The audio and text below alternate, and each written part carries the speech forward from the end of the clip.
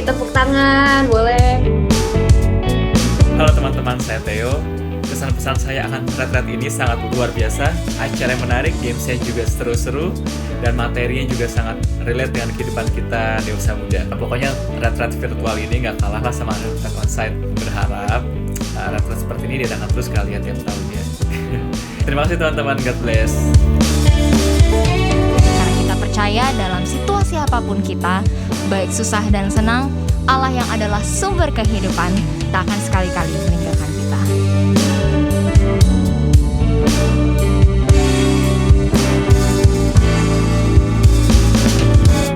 Hari ini saya mau mengajak di awal teman-teman bersama untuk saling sharing.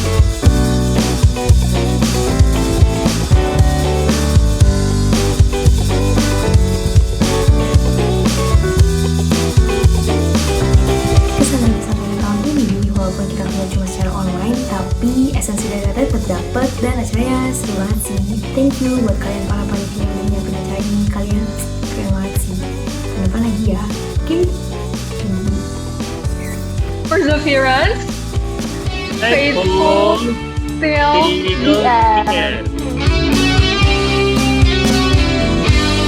Mari kita siapkan waktu ini khusus untuk menikmati Tuhan.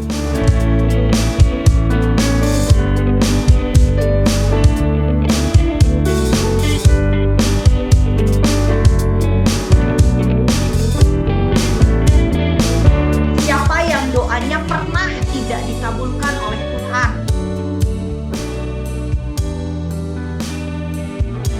Dan juga yang perlu kita perhatikan adalah tipe spiritualitas kita dapat berubah. Pesan untuk retret KDM kali ini, walaupun online, panitianya keren-keren banget, nyusun acara sampai seseru ini. Games-gamesnya apalagi yang benar-benar menurutku gak nyangka bisa ada games yang bisa dilakuin secara online dan seru. Habis itu untuk pesannya, semoga kedepannya lebih baik lagi, yang kurang-kurang diperbaiki lagi. Itu menurut aku tambahin lagi pesertanya karena biar seru lagi, tambah seru lagi gitu. Dan sekian dari aku, semangat semua. Teman-teman, kalau kita lihat keadaan Indonesia sekarang, di mana-mana ada berita yang gak enak. Hal itu semua di dalam tuntunan dan perlindungan Tuhan. Melalui firman-firman-Nya serta Roh Kudus, iman kita kiranya akan bertumbuh.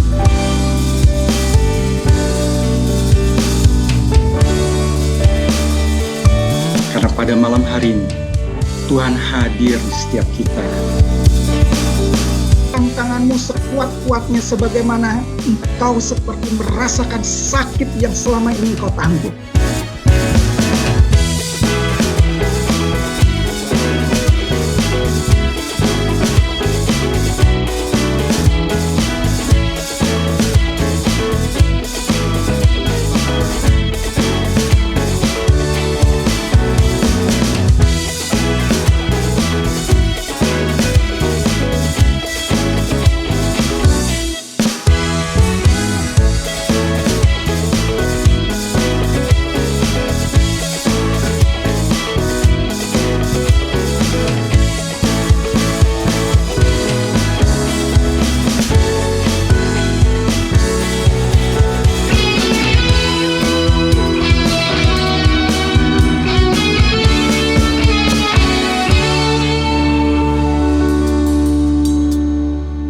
Perseverance, faithful till the end. Semua, gimana kabarnya? Semoga semuanya sehat-sehat ya, baik-baik semuanya. Oke, hari ini sudah ada banyak dari kita yang join. Semoga sebentar lagi nambah lagi ya, terus yang join. Mungkin bisa diingetin lagi, diajak-ajak lagi teman-temannya untuk segera join karena persekutuan kita akan segera dimulai. Ya, jadi hari ini kita bersyukur masih diberikan kesempatan untuk belajar setia. Ya, dan gak cuman itu, tiap harinya kita selalu diberi beribu-ribu alasan untuk terus berjalan, melanjutkan kehidupan, dan tentunya untuk bersyukur sama Tuhan. Meskipun dalam kehidupan kita ada berbagai masalah, tantangan, ujian, dan walau kadang kita merasa nggak sanggup dan ingin menyerah, tapi di ujung garis batas itu kita tahu bahwa kita punya pribadi yang bisa diandalkan. Bapa kita yang tidak akan pernah berubah. Untuk itu, teman-teman semua, mari kita angkat pujian 10,000 Reasons untuk membuka persekutuan kita di pagi hari ini.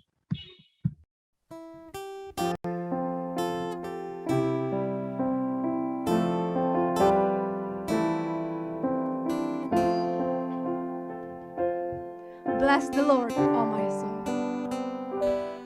Bless the Lord, oh my soul. Oh my soul. Worship His holy name. Sing like never before. Oh my soul, I'll worship Your holy name. The sun comes up, it's a new day dawning. It's time to sing Your song again.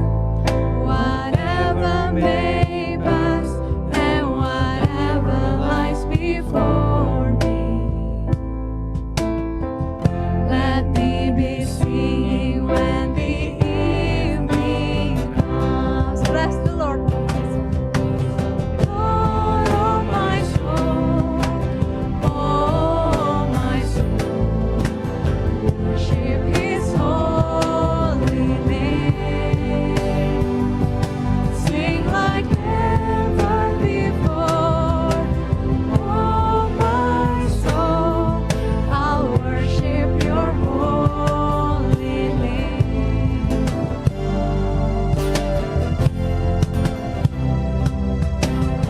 Teman-teman, Tuhan kita adalah Tuhan yang sungguh mengasihi kita.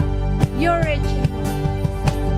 Rich in love and slow to anger. Your name is great and Your heart is kind. For all Your goodness, I will keep on singing.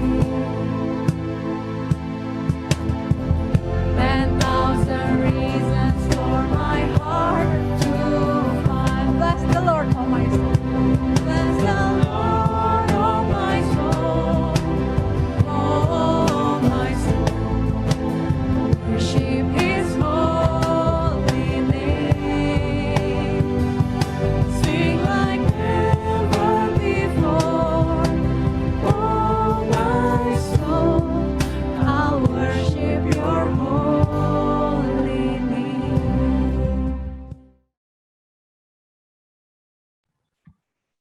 Ya, teman-teman, kita bersyukur bisa membawa pujian tadi.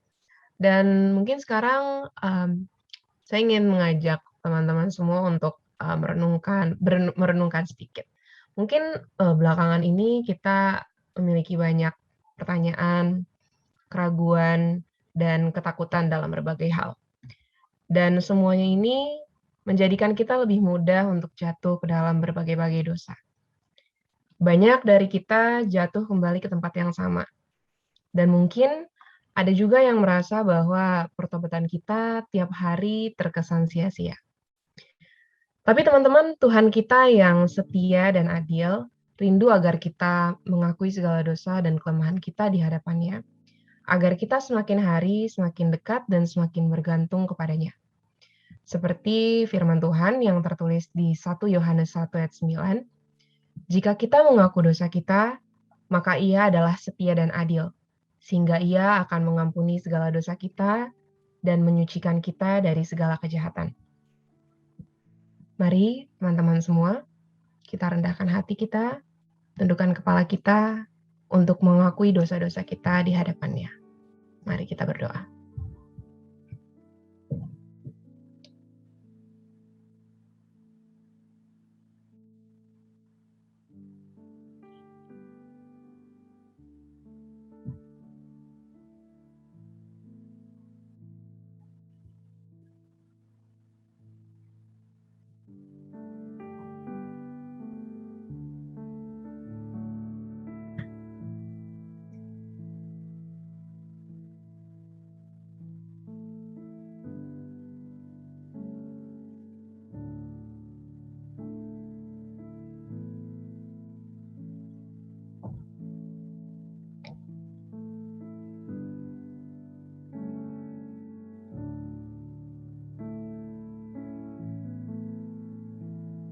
Ya Allah, Bapa yang baik, ini kami ya Tuhan, anak-anak-Mu, datang menghadap kehadirat-Mu dengan segala kerendahan hati.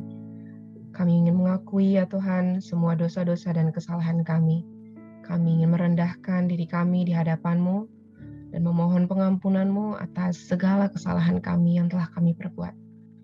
Kuatkanlah kami ya Tuhan untuk menjalani hari-hari kami dengan pertobatan, agar hari demi hari kami boleh kami jalani dengan terus ya Tuhan berpikir dan bertujuan agar kami boleh semakin serupa dengan Engkau. Inilah doa-doa kami ya Tuhan yang kami bawa di dalam nama anak-Mu Tuhan Yesus Kristus. Amin.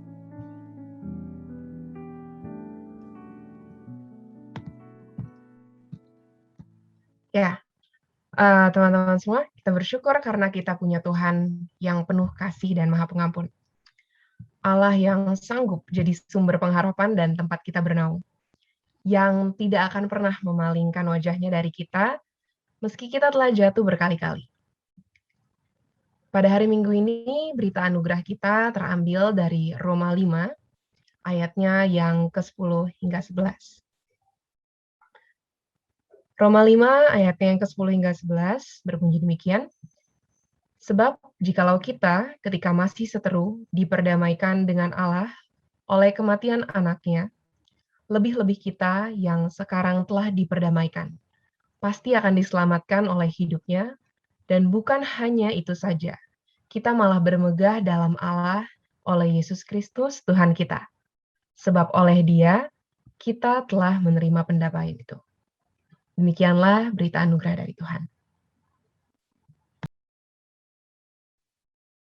Maka teman-teman, sebagai orang-orang yang Tuhan selamatkan, di mana Ia sudah mati untuk kita, apa yang menjadi respon kita terhadapnya? Saat hidup kita ini suka memberikan kita banyak pilihan gitu ya. Dan pilihan-pilihan yang mungkin nggak semuanya sesuai dengan jalan Tuhan. Tapi juga nggak semua pilihan atau jalan dari Tuhan itu merupakan jalan yang lebar, jalan yang nyaman, dan jalan yang enak untuk dilewati. Maka kalau kita ditanya, kita mau pilih yang mana? Apakah kita mau setia sama Tuhan sampai ke akhir? Tapi akhir yang mana? Kita mau mengikuti Yesus itu sampai mana? Apakah hanya sampai jalan yang nyaman aja? Atau sampai akhir ujung hidup kita? Apakah kita akan mengatakan, iya, saya mau ikut Yesus?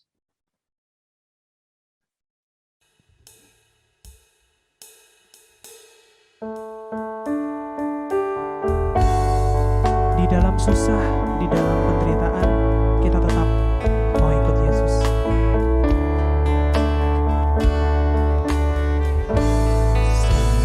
mau ikut Yesus. Saya mau ikut Yesus sampai selama-lamanya.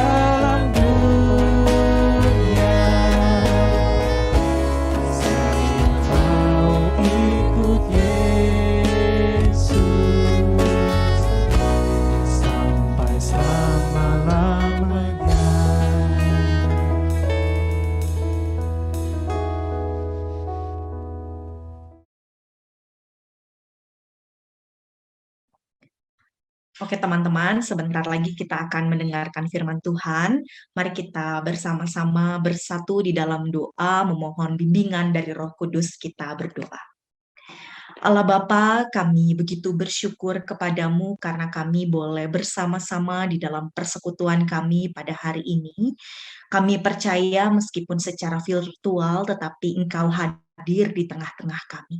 Oleh karena itu ya Bapa, sebentar kami akan mendengarkan firman-Mu, kiranya Engkau mencurahkan Roh Kudus-Mu ke dalam hati dan pikiran kami, agar kami dimampukan untuk mengerti, bahkan melakukan apa yang Engkau firmankan di dalam kehidupan kami hari lepas hari.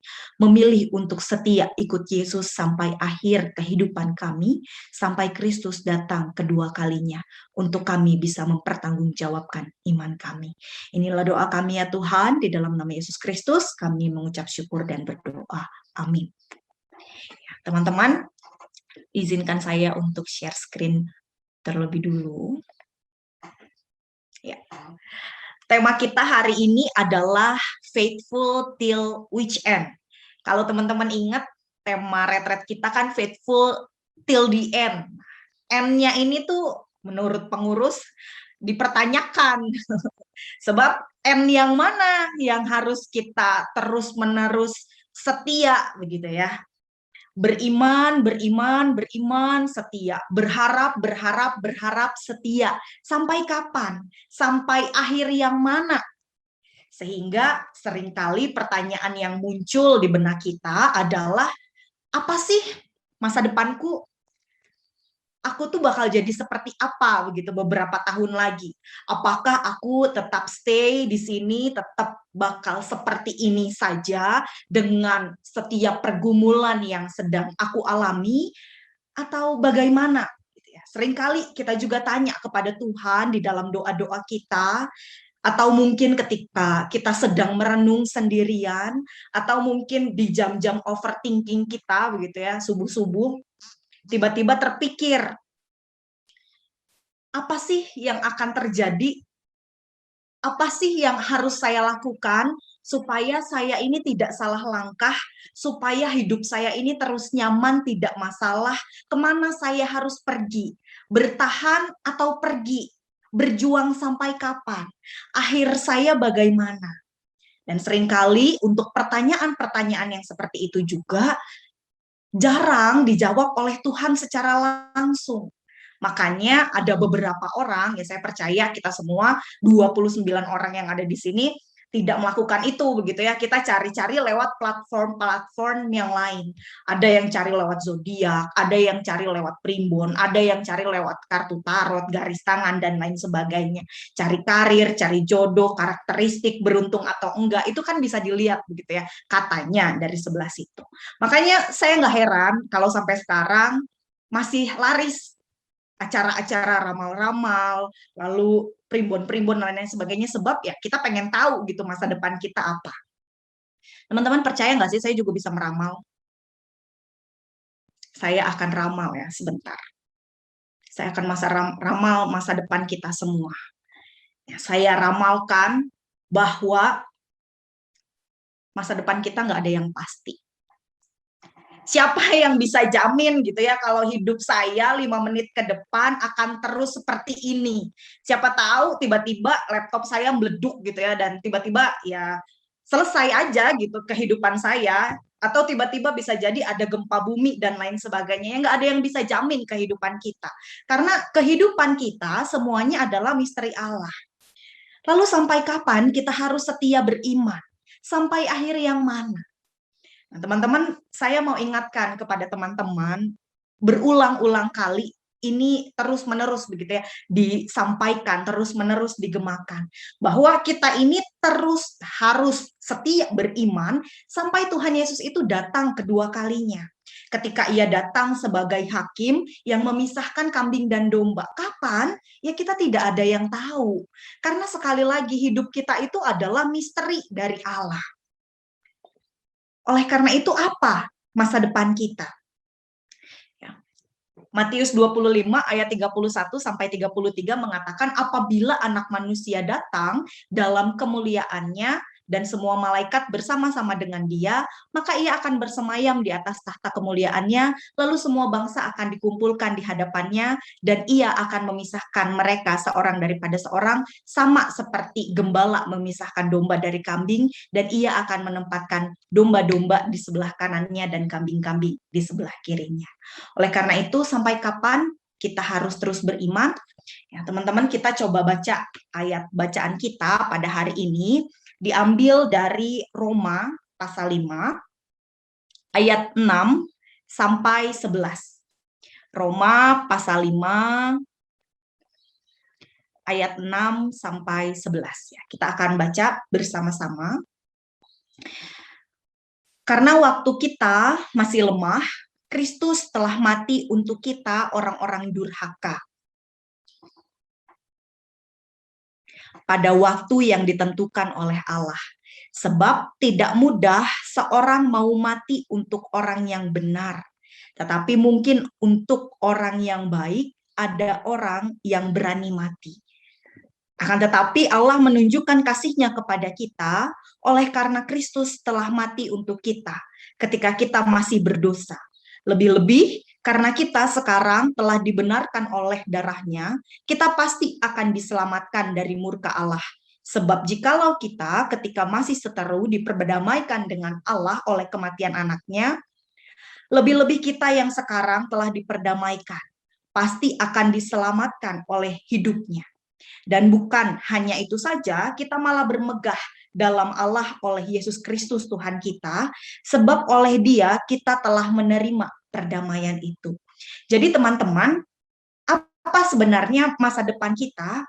Lalu ketika kita setelah membaca ayat juga di dalam Matius 25 ayat 31 sampai 33, ada yang bertanya, kenapa kita harus beriman?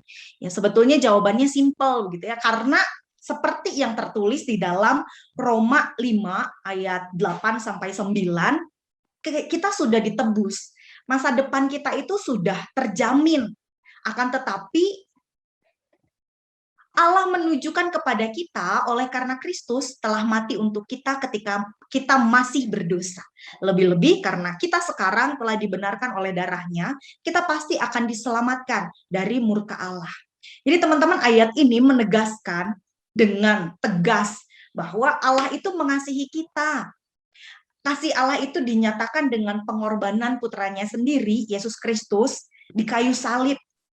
Dan karena pengorbanan Kristus, karena kematian Kristus, karena darah Kristus yang tercurah, begitu ya, sehingga kita dibenarkan. Bahkan dikatakan ya, pasti diselamatkan karena kita percaya, gitu ya. Dan ini dasar iman kita, dasar iman Kristen kita adalah simple. Semua orang tahu. Kalau kita beriman, kalau kita percaya, kalau kita terus setia, maka kita pasti akan diselamatkan. Nah itu akhir kita. Kita sudah lihat ya, meskipun jalan kita belok-belok, meskipun jalan kita naik turun, meskipun ada kerikil, meskipun ada batu besar, tapi toh ujungnya kita pasti akan diselamatkan. Bersatu dengan Allah di rumah Bapa yang kekal. Dan yang kadang-kadang sulit adalah memahami dan menjelaskan hal ini. Nah, oleh karena itu mari kita bersama-sama supaya kita lebih paham, dan kalau orang lain tanya tentang hal ini, pokok iman kita, begitu ya, kita bisa dengan mudah menjelaskannya. Kita tahu bahwa hukum dunia itu ada hukum yang namanya hukum sebab akibat, begitu ya. Kalau kita main api, ya pasti akibatnya akan terbakar. Atau kalau kita main hujan, pasti kita akan basah-basahan. Pasti kita akan basah gitu ya. Tetapi kalau tiba-tiba ada yang mengatakan kalau kita bermain api lalu akibatnya basah, atau kalau kita bermain air lalu akibatnya terbakar, ya tentu ini tidak jelas lagi. Maka ini yang perlu untuk dijelaskan. Hal yang pertama, Yesus mati di kayu salib. Oke, kita terima begitu ya. Kita diselamatkan oleh Allah. Yang kedua, ya, kita juga dengan mudah bisa menerimanya. Kristus mati, ya kita diselamatkan. Kita bisa mudah. Tetapi bagaimana sebab atau karena Yesus mati di kayu salib, lalu akibatnya kita diselamatkan? Hubungan sebab akibatnya itu di sebelah mana? apa yang paling tidak bisa kita mengerti dari pokok iman Kristen yang ini adalah yang pertama, manusia itu berdosa. Ini kita juga setuju begitu ya. Akibat yang logis dari dosa adalah Allah itu marah, Allah itu murka, sehingga manusia harus dihukum. Nah, ini yang logis. Karena Allah Maha Kudus, ya Allah pasti tidak akan membiarkan atau mentolerir dosa. Juga karena Allah Maha Adil, maka ya kalau kita salah harus dong dihukum. Itu kan pandangan yang logis. Lalu kita katakan di dalam Yesaya begitu ya. Tetapi Allah juga Maha Pengasih, bukannya Allah Maha Adil dan Maha Kudus. Di dalam Yesaya 55 ayat 7 dikatakan, baiklah orang fasik meninggalkan jalannya dan orang jahat meninggalkan rancangannya. Baiklah ia kembali kepada Tuhan, maka dia akan mengasihaninya, dan kepada Allah kita sebab ia memberi pengampunan dengan limpahnya. Jadi yang dikatakan oleh Yesaya, ini yang masuk akal. Allah juga Allah yang Maha Pengasih, Allah yang Maha Mengasihani, Allah yang Maha Pengampun. Tetapi kalau orang jahat meninggalkan kejahatannya, orang fasik meninggalkan jalannya dan kembali kepada Tuhan. Apa yang dikatakan oleh Paulus begitu ya, di dalam pembacaan kita di Roma 5 ayat 6 sampai 11, Kristus sudah mati untuk kita ketika kita masih berdosa. Ia sudah mengasihi, ia sudah mengampuni, ia sudah menebus ketika kita masih berdosa. Jadi kita tidak bertobat dulu, baru kemudian seperti yang dikatakan oleh Yesaya, kita diampuni begitu ya. Tetapi kita sudah ditebus sebelum orang bertobat. Kita sudah ditebus ketika kita masih berdosa. Nah, ini yang sulit ditangkap oleh akal sehat kita sebagai manusia. Dan menurut saya memang ini tidak masuk akal gitu ya. Tetapi itu yang terjadi dan kita perlu untuk menjelaskan hal yang seperti itu. Kristus telah mati untuk kita ketika kita masih berdosa. Lalu apa berarti kita tidak perlu bertobat begitu ya? Karena kan Kristus sudah mati untuk kita yang berdosa untuk menebus dosa kita. Karena toh Kristus sudah lebih dulu menebus, Kristus sudah lebih dulu membenarkan kita, Kristus sudah lebih dulu menyelamatkan kita. Teman-teman, pertobatan itu perlu. Karena ya selama Kristus hidup pun di dalam inti pemberitaan ia mengatakan bertobatlah kamu karena kerajaan Allah sudah dekat gitu ya. Bertobatlah kamu karena kerajaan Allah sudah dekat. Jadi tidak ada keraguan. Yesus dengan tegas mengatakan kita harus bertobat. Pertobatan itu penting, pertobatan itu mutlak. Apa yang menjadi dosamu, ya segera bertobat. Jangan mentang-mentang kita sudah diselamatkan, lalu kita dengan seenaknya hidup begitu ya. Tetapi yang mau dikatakan oleh Paulus di dalam pembacaan kita adalah ya kasih Allah yang dinyatakan oleh Kristus melalui kematiannya tidak bergantung pada pertobatan kita. Tidak ditentukan oleh pertobatan kita. Nah, ini artinya apa? Kita bertobat atau tidak, Allah di dalam Kristus tetap mengasihi kita. Tetap setia kepada kita dan telah terlebih dulu mengasihi kita. Ini memang tidak masuk akal. Kenapa? Ya kita tahu bahwa logika cinta kita sebagai manusia adalah pada umumnya take and give. Kalau Anda melakukan itu, ya saya akan memberikan itu, begitu ya. Kalau Anda menyakiti saya, kalau dirimu menyakiti saya, maka saya juga berhak menyakiti dirimu. Kalau ya mata ganti mata, gigi ganti gigi, begitu ya. Ini logika kita sebagai manusia pada umumnya, take and give. Apa yang dilakukan oleh Allah, Kristus mati untuk kita ketika kita masih berdosa. Tetapi sebenarnya dapat kita pahami logika cinta Allah ini, begitu ya. Kalau kita pakai logika cinta kita pada umumnya, apa yang terjadi?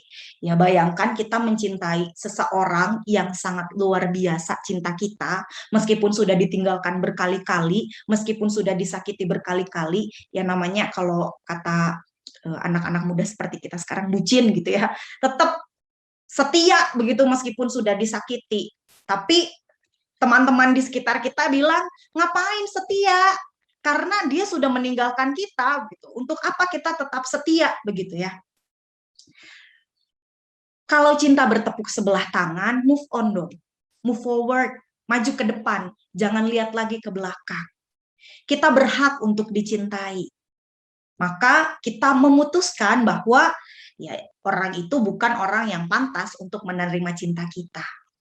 Nah, itu logika cinta yang pertama. Tapi ada juga logika cinta yang kedua. Kita lihat di dalam wujud ibu kita. Meskipun kadangkala ibu kita tampaknya menyebalkan. Meskipun kadangkala tampaknya ibu kita sangat cerewet begitu ya. Tetapi ia begitu mengasihi kita. Ia merawat kita dari kecil sampai kita besar. Ia mungkin dengan tangis mendengar kata-kata kita yang jahat. Mungkin ia dengan tangis melihat bagaimana kita juga ikut tersakiti karena orang lain. Tetapi meskipun kita sudah berkali-kali menyakiti hatinya, ia tetap mencintai kita. Ada ibu-ibu yang mungkin tidak seperti itu, tetapi kemungkinannya kecil. Jarang ibu-ibu yang tidak mencintai anaknya. Kemarin saya tanya sama mama saya di saat saya insecure begitu ya, Mama, aku cantik nggak sih? Lalu mama saya menjawab, ya cantik lah karena anak mama. Kalau anak orang lain mah belum tentu. Jadi mau wujud apapun, mau wujud seperti apapun, ibu kita akan selalu mencintai kita. Itu kasih yang secara logika mirip dengan kasih Allah kita. Allah tetap mengasihi kita, tidak peduli apakah kita mengasihi dia atau tidak. Ia sudah menebus dan memaafkan kita, tidak peduli apakah kita sudah bertobat atau belum. Kristus sudah mati untuk kita ketika kita masih berdosa. Jadi kita perlu bertobat atau tidak sebetulnya. Pada satu pihak, kita memang tidak perlu bertobat. Kalau pertobatan yang kita lakukan hanya untuk memperoleh kasih Allah. Sebab bertobat atau tidak, Allah tetap mencintai kita. Meskipun kita sudah melakukan dosa yang sangat besar, meskipun mungkin Allah begitu kecewa kepada kita, tetapi percayalah, Allah akan menerimamu kembali dengan tangan yang terbuka. Mari kita bertobat.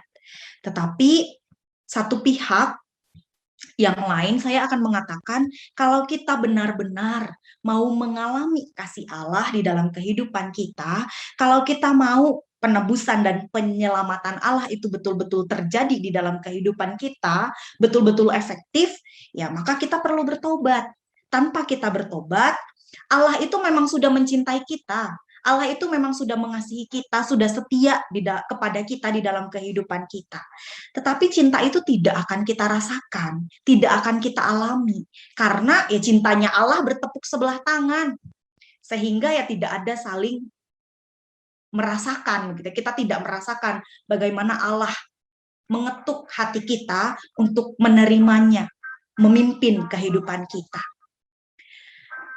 Sama seperti anak yang durhaka, tanpa minta maaf, pasti ibunya sudah memaafkannya, begitu ya. Tetapi maaf itu baru kita rasakan, kasih sang ibu itu baru bisa anak itu alami, kalau anak itu bersedia datang, memperbaiki hubungan dengan ibunya. Makanya kita, di retret yang kemarin, sekali lagi kita review, doa, komunikasi dengan Allah adalah hal yang sangat penting. Lalu membaca firman Tuhan sebagai sarana kita untuk berkomunikasi dengan Allah juga adalah hal yang sangat penting di dalam pertobatan kita kepada Allah. Hal ini sama dengan kalau kita tenggelam di laut, gitu ya. Yesus sudah melemparkan alat penyelamat buat kita. Allah itu memang sudah menyelamatkan kita. Tetapi apakah dengan begitu otomatis kita sudah benar-benar selamat? Ya tentu tidak, karena itu kan tergantung. Apakah kita mau memegang alat penyelamat itu? Apakah kita mau benar-benar diselamatkan oleh Tuhan? Atau tidak? Karena ya kita juga berhak dan bebas untuk menolak. Jadi teman-teman, Which end? Ending yang mana? Itu semua tergantung, teman-teman. Kita manusia yang diciptakan oleh Tuhan, bukan sebagai robot, tetapi manusia yang punya kehendak, yang boleh memilih di dalam kehidupan kita. Kita boleh pilih jalan yang kita tahu ujungnya mau kemana, atau kita boleh pilih jalan yang kita nggak tahu ujungnya mau kemana. Kita cuma lihat di depan, tampaknya enak doang. Tampaknya mudah untuk dijalani, tetapi ternyata ujungnya menuju kebinasaan.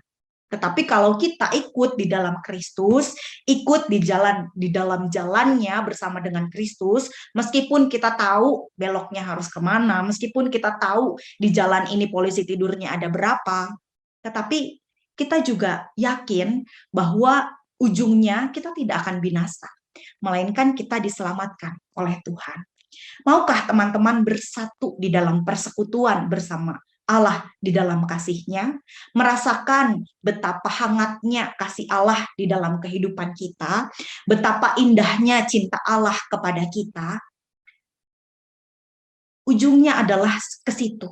Kita nggak perlu cari-cari jalan yang lain, cuma tinggal ikut. Ya cuma kadang-kadang jalannya nggak rata, berkabut, sehingga nggak lihat di depan ada apa. Tapi ada jaminan ke depan. Atau teman-teman mau pilih jalan yang lain, yang kita nggak tahu ujungnya gimana, ujungnya apa, into the unknown kalau kata salah satu film gitu ya, super duper nggak jelas.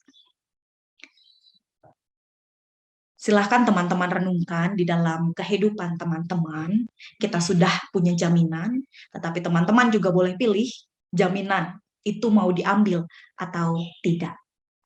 Kiranya Tuhan memampukan kita di dalam setiap peziarahan kehidupan kita untuk tetap setia sampai akhir kehidupan kita.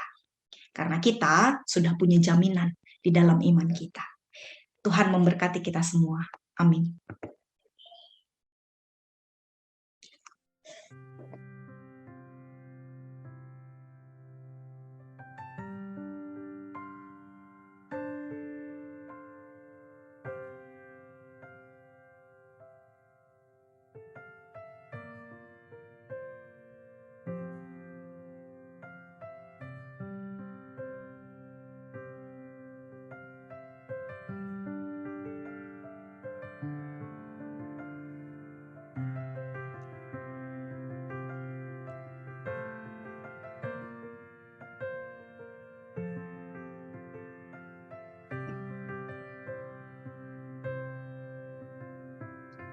Teman-teman, mari kita bersatu di dalam doa. Kami bersyukur ya Tuhan, setiap kami punya jaminan di dalam kehidupan kami masing-masing. Kami percaya Engkau hadir bersama-sama dengan kami. Kami percaya Engkau yang melindungi langkah setiap kami. Sehingga meskipun kami terjatuh tidak terlalu jauh. Meskipun kami tersesat, Engkau mengembalikan kami lagi ke jalan yang benar. Oleh karena itu ya Tuhan, kiranya Engkau membuka hati kami, kiranya Engkau membuka pikiran kami untuk selalu setia di dalam jalan-Mu sampai akhir kehidupan kami, sampai Engkau datang kedua kalinya, sampai kami bisa mempertanggungjawabkan iman kami masing-masing. Dan ya Bapa, kiranya juga di tengah-tengah perjalanan kami, Engkau selalu memampukan kami untuk menghadapi setiap pergumulan yang kami alami. Kami tahu setiap pergumulan kami seringkali tidak mudah. Seringkali kami menemukan jalan buntu. Tetapi ketika kami melihat ke belakang, betapa baik penyertaan-Mu di dalam kehidupan kami. Betapa baik Engkau ada di dalam kehidupan kami, betapa baik Engkau menyertai setiap langkah kehidupan kami. Oleh karena itu ya Bapa, biarlah pada saat ini dan saat-saat selanjutnya kami senantiasa menyerahkan kehidupan kami di dalam rencana kami, di dalam setiap pergumulan kami. Kami tahu manusia boleh berencana, tetapi Engkau yang akan melakukan yang terbaik buat kami. Oleh karena itu ya Bapa, izinkanlah kami untuk juga rendah hati menerima apa yang Engkau inginkan di dalam kehidupan kami. Juga kami berdoa ya Tuhan untuk setiap pekerjaan kami. Tuhan, kiranya Engkau menyertai pekerjaan kami. Seringkali juga kami merasa jenuh di tengah-tengah kondisi yang seperti ini. Seringkali kami merasa ingin pergi, tetapi biarlah Engkau yang menguatkan kami, biarlah Engkau yang melindungi kami di tengah-tengah pekerjaan kami. Juga bagi rekan-rekan kami yang belum mendapatkan pekerjaan, masih mencari-cari pekerjaan, Tuhan kiranya Engkau menyertai setiap mereka. Tuhan kiranya Engkau memberikan kesabaran bagi mereka, memberikan keteguhan hati kepada mereka, agar mereka pun dapat mendapatkan pekerjaan yang sesuai dengan apa yang Engkau kehendaki di dalam kehidupan mereka. Bagi rekan-rekan kami yang masih studi, ya Tuhan, kiranya Engkau menyertai setiap mereka juga di dalam proses studi yang sedang dijalani. Bagi rekan-rekan kami yang punya rencana studi, Tuhan kiranya juga Engkau membimbing setiap mereka di dalam proses pergumulan yang sedang mereka alami untuk proses studi mereka. Juga kami berdoa untuk kesehatan setiap kami, ya Tuhan, di dalam kondisi pandemi yang seperti ini. Kiranya Engkau yang memulihkan keadaan rekan-rekan kami yang sakit, kiranya juga Engkau memberikan imun tubuh kami yang baik, agar kami pun bisa melakukan aktivitas kami seperti biasanya. Kami juga berdoa, ya Tuhan, untuk GKI Gading Serpong, di dalam setiap tugas tanggung jawab pelayanan yang harus dilakukan, jemaatnya, bahkan di dalam setiap komisi-komisinya, terkhusus Komisi Dewasa Muda. Tuhan kiranya Engkau kuatkan setiap pengurus, Tuhan kiranya Engkau juga berikan kerendahan hati kepada setiap pengurus, agar di dalam setiap pelayanan yang boleh terjadi di dalam GKI Gading Serpong dan juga setiap komisinya, termasuk Komisi Dewasa Muda, juga Youth and Teens, di dalam Youth Ministry, kiranya kami semua boleh menjadi perpanjangan tangan-Mu di dunia ini untuk memuliakan nama-Mu. Juga, ya Tuhan, kami berdoa untuk setiap kami di dalam rencana kami yang selanjutnya, setiap aktivitas kami yang selanjutnya. Tuhan, kiranya Engkau sertai setiap kami, jagai dan lindungi kami. Inilah doa kami, ya Tuhan, di dalam nama Yesus Kristus kami bersyukur dan berdoa. Amin.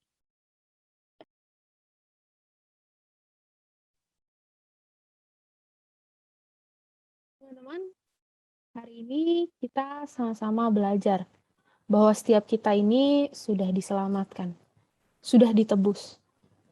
Ending dari cerita hidup kita adalah diselamatkan dan bersatu dengan Bapa, asalkan kita juga beriman kepadanya. Tuhan juga sudah mengasihi kita regardless semua hal yang telah kita lakukan, regardless segala dosa yang mungkin juga masih terus kita lakukan. Maka sekarang kalau kita ditanya lagi, kita mau setia sama Tuhan itu sampai ujung yang mana? Mari kita mau sama-sama katakan bahwa kita mau setia sama Tuhan sampai ujung hidup kita. Kita mau berjuang bersama-sama untuk berjalan terus di jalannya Tuhan sampai akhir hidup kita.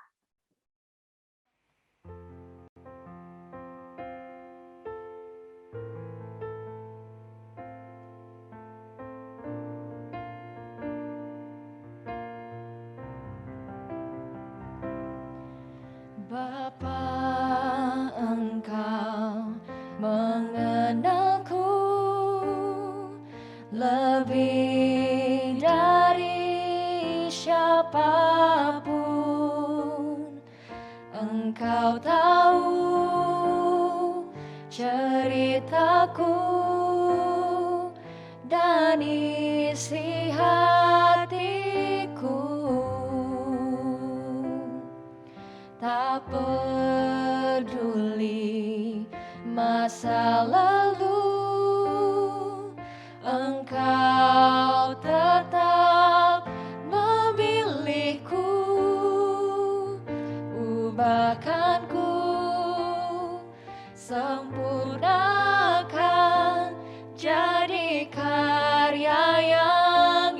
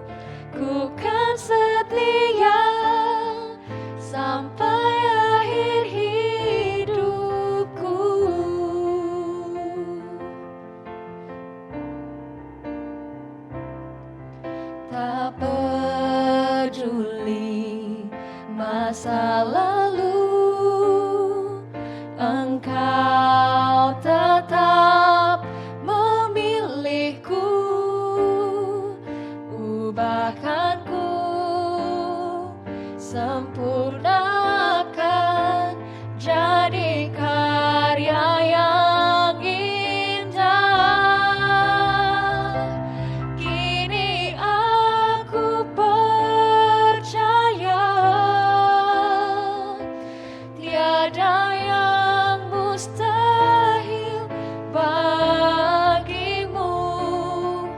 Kuasamu kuatkanku,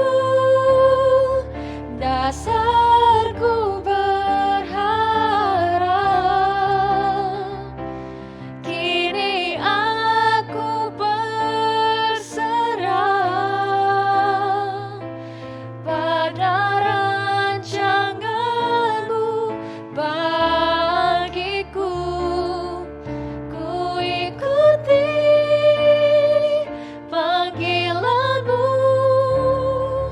ku kan setia sampai akhir hidupku. Ku kan setia sampai akhir hidupku.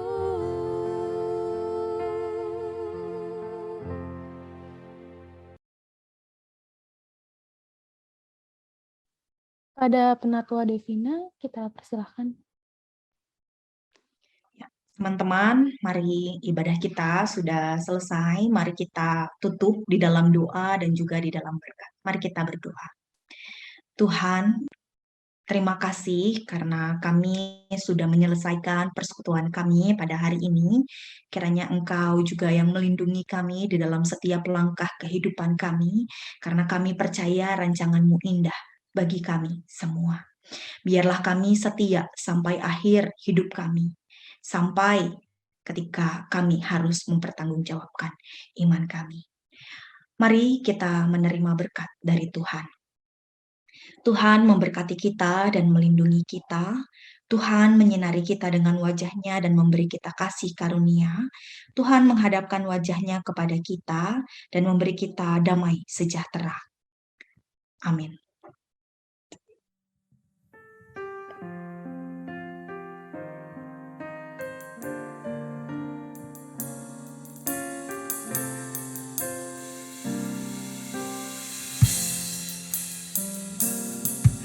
Haleluya, haleluya, haleluya, amin.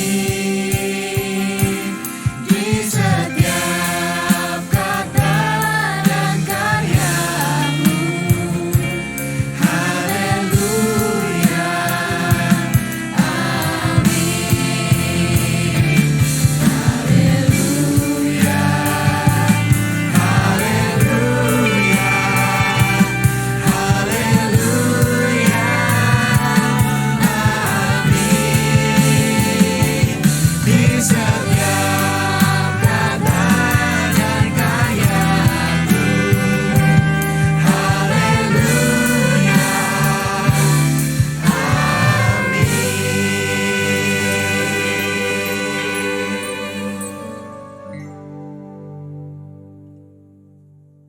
Ibadah kita pada hari ini sudah selesai, teman-teman dipersilakan untuk mengambil saat teduh sejenak.